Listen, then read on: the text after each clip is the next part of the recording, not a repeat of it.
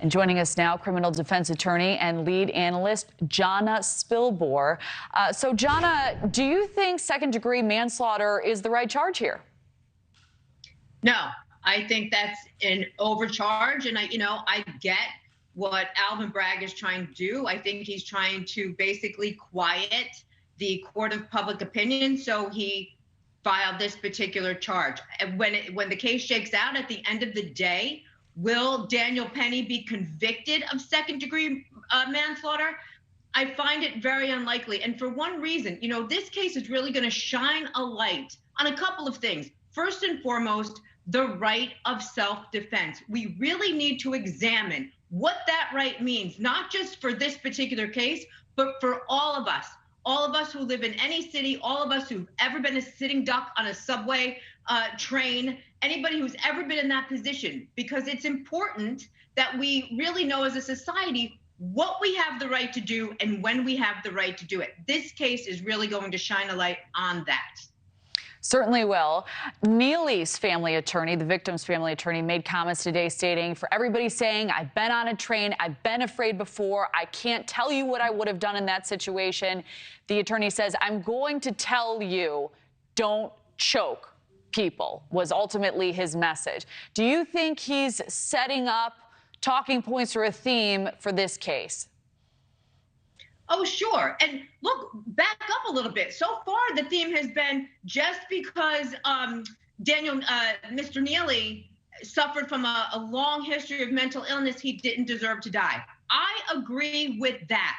But when you suffer from mental illness that is unchecked and you threaten people, you change the game. And you don't know, just based on somebody's words and their conduct, what they are capable of. You have to look at it objectively. What would a reasonable person do? And if somebody is hovering over you, saying strange things, saying that he's not afraid to die, saying that he's not afraid to go to jail for the rest of his life, can a reasonable person interpret that as an actual threat?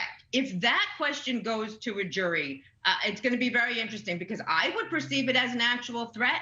And if there are 12 of me sitting in that jury, then Mr. Penny walks. I'd love to get your take on another case. We're on verdict watch, as you know, in the trial of so-called Doomsday Mom, Lori Vallow. She is accused of killing her two children, Tylee and JJ. Vallow's defense team abruptly rested their case Tuesday without calling a single witness. We have a clip of their closing arguments. If Lori has a plan to kill her kid next week, why go to all the trouble to hire a babysitter? Why bring the babysitter over and introduce her to JJ and the medicines and the routine and the school? Why check JJ into school if you're going to kill your kid next week? Why do that? Because Lori didn't have a plan. Do you anticipate a long deliberation here? I predicted this deliberation was going to be so short it would break a record. So far, I'm a little bit wrong. But here's what we know that Lori Daybell did.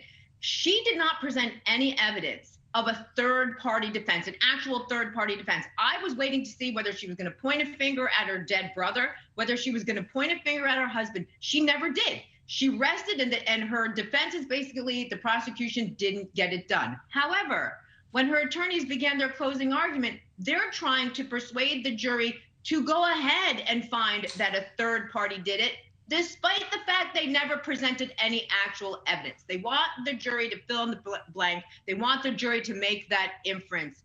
I don't predict it will be successful. If the jury's taking its time, here's why.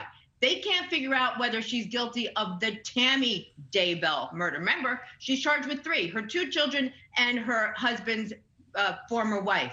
They probably are hung up on that, if I had to guess. And the children, for me, would be a foregone conclusion that she is guilty. But I'm not sitting in that jury box. Jonna Spilbor, thank you so much for joining us. Appreciate it. Thank you. Thank you for watching. Go to newsnationnow.com to find News Nation on your television provider. And don't forget to click the red subscribe button below to get more of News Nation's fact-driven, unbiased coverage.